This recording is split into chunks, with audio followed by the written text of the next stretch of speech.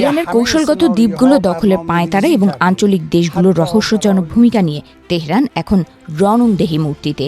ইরানের 1 ইঞ্চি জমিও যদি কেউ দখলের চেষ্টা করে তবে মানচিত্র থেকে তাদের অস্তিত্ব মুছে ফেলা হবে। ঠিক এভাবেই চরম হুঁশিয়ারি উচ্চারণ করেছেন ইরানের পার্লামেন্ট স্পিকার মোহাম্মদ বাকের কালিবাফ।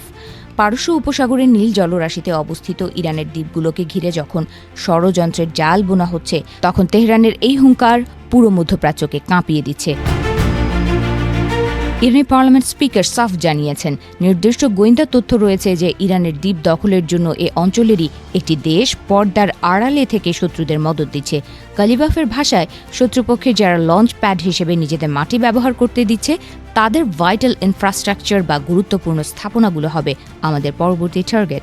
গত 1 মাস ধরে আমেরিকা এবং ইসরায়েলের তথাকথিত অবৈধ আগ্রাসনের জবাবে ইরানও বসে নেই। অপারেশন টু প্রমিস 4 কোড নামে ইতোমধ্যে 80টিরও বেশি ড্রোন ও মিসাইল হামলা চালিয়েছে তেহরান। সংযুক্ত আরব আমিরাত থেকে বাহরাইন, এমনকি জর্ডানের মার্কিন ঘাঁটিগুলোতেও পৌঁছে গেছে ইরানের বিধ্বংসী ক্ষেপণাস্ত্র। উত্তেজনার আগুনে ঘি ঢেলেছেন মার্কিন প্রেসিডেন্ট ডোনাল্ড ট্রাম্প। কৌশলগতভাবে অত্যন্ত গুরুত্বপূর্ণ খার্ক দ্বীপ দখলের পরিকল্পনা নিয়ে ট্রাম্পের উস্কানিমূলক মন্তব্যের পর পরিস্থিতি নিয়ন্ত্রণের বাইরে চলে গেছে। মার্কিন যুদ্ধ দপ্তর ইতোমধ্যে 82তম এয়ারবর্ন ডিভিশনের 2000 সৈন্যকে পশ্চিম এশিয়ায় মোতায়েনের নির্দেশ দিয়েছে। কালিবাফ মার্কিন সেনাদের উদ্দেশ্য করে এক নাটকীয় বার্তায় বলেছেন, জেনারেলরা যা ধ্বংস করেছেন সাধারণ সৈন্যরা তা ঠিক করতে পারবে না। তিনি নেতানিয়াহুর বিভ্রমের শিকার না হতে মার্কিন বাহিনীকে সতর্ক করে দিয়েছেন। তার মতে, মধ্যপ্রাচ্যের তপ্ত বালু মার্কিন সেনাদের জন্য হবে কেবলই এক মরণ ফাঁদ।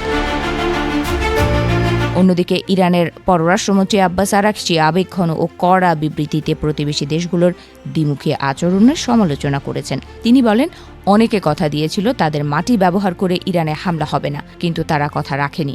এই বিশ্বাসঘাতকতা ইরান ভুলে যাবে না। তেহরানের পক্ষ থেকে সাফ জানানো হয়েছে, আঞ্চলিক দেশগুলোকে এখনই সিদ্ধান্ত নিতে হবে তারা কি শান্তির পক্ষে থাকবে নাকি আমেরিকান জায়নবাদী আগ্রাসনের অংশীদার হবে। আরাকচির সরাসরি হুঁশিয়ারি, এই যুদ্ধ থেকে নিজেদের বিচ্ছিন্ন করুন, অন্যথায় পরিণতির জন্য প্রস্তুত থাকুন।